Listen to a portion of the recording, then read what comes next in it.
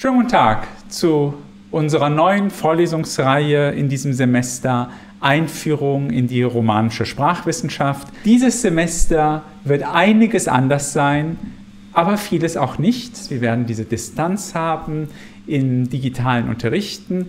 Gleichzeitig, Sie werden es sehen, wird es uns nicht daran hindern, erfolgreich gemeinsam eine Lehrveranstaltung abzuhalten. Diesmal spiele ich Ihnen von Ayam, das ist der Klassiker vom französischen Rap, spiele ich Ihnen ein Lied vor, nämlich Demain c'est loin. Und da gibt es ein Wort und das wollen wir mal morphologisch dekomponieren.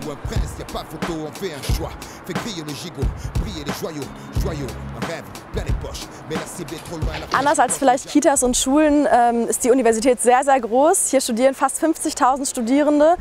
Wir müssen deswegen solidarisch miteinander sein und können nicht einfach wieder zurück in die Präsenz gehen. Ja, in diesen schwierigen Zeiten ist es natürlich wichtig, auf soziale Netzwerke und Solidarität zurückgreifen zu können.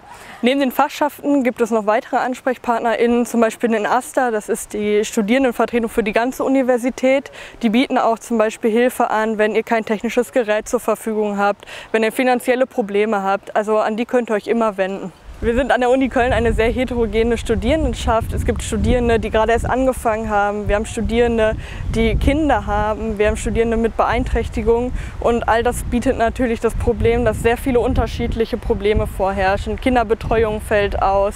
Ich kenne meine Kommilitonen vielleicht noch nicht, weil ich gerade erst angefangen habe. Und mit unterschiedlichen Problemen müssen wir jetzt gerade in diesem Semester zurechtkommen. Und sehr schade ist natürlich auch, dass die Interaktion zwischen den Studierenden und den Dozierenden, aber auch den Studierenden unter sich nicht mehr so stattfinden kann. Es gibt natürlich Herausforderungen in diesem Semester. Wenn man nicht gemeinsam in einem Hörsaal ist, wenn man einfach diesen Kontakt nicht hat, dann fehlt einfach so ein Stück diese menschliche Atmosphäre, die auch das Lernen und auch das Motivieren im Lernen ausmacht. Nichtsdestotrotz ist es nicht so distanziert, wie man befürchten kann. Tatsächlich schaffen wir es mit den digitalen Mitteln, auch Interaktivität reinzubringen. Die Studenten werden regelmäßig ermutigt, Fragen zu stellen und das tun sie auch. Wir machen ja von Sitzung zu Sitzung Übungen zusammen, die Studierenden bereiten etwas vor. Wie schon zuvor arbeiten wir mit digitalen Lehrplattformen, schauen uns die Abgaben der Studierenden an und ich kann dann von Sitzung zu Sitzung auch auf genau diejenigen Aspekte eingehen, die den Studenten oder den meisten Studenten mehr Schwierigkeiten bereitet haben. All das klappt auch im digitalen Lernen.